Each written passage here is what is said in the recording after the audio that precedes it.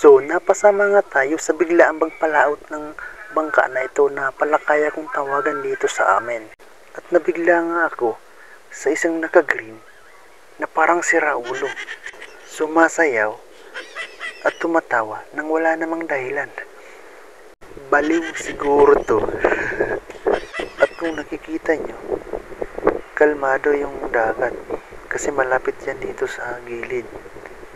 Pero nasa kalagitnaan na, medyo malakas na. At kahit nga malakas yung alon at hangin, ay pinilit nga namin pumunta pa rin ng laot.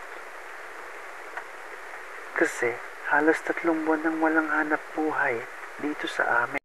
So ngayon nga kami binigyan ng pagkakataon para makapagpalaot. At kung nakikita nyo, ang lalaki talaga ng alon. At ang hirap talaga ng hanap buhay sa dagat. So halos nasa kalagitnaan na kami sa nasabing batang kung tawagin dito sa amin. So ayan, nakatayo na ngayong mga kasama namin para tingnan kung saan parte yung batang.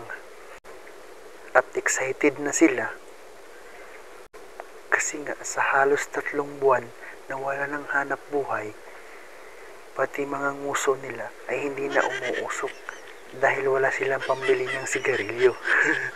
At kung maswerteng ang mahuli namin yung isda, syempre, unahin muna yung pamilya bago ang lahat. So ayan na nga, malapit na kami.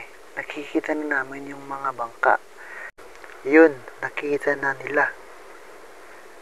Ayan, kung nakikita nyo, yan ang lapit na. Kaya yung tinatawag na batang kung tawagin dito sa amin. At lumangoy na nga yung busero namin para tingnan kung may isda nga. At lagyan nila yan ng langkoy.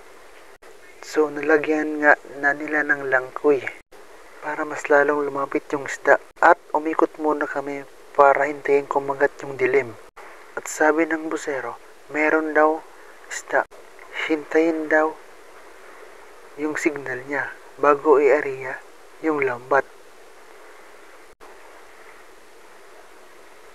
Later.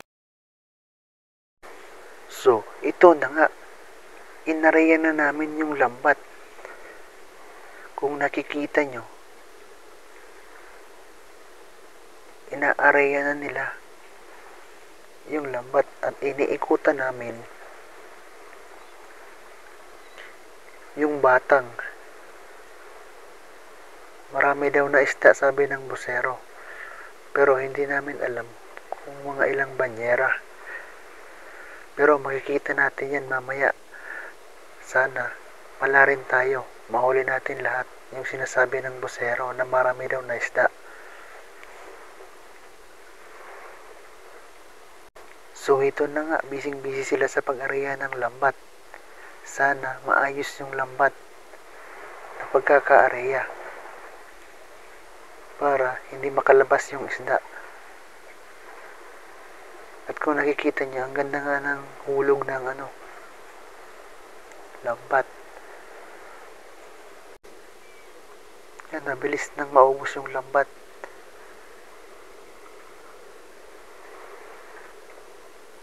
So ayan, kung nakikita nyo, ang ganda nga ng tindig ng lambat. A few moments later.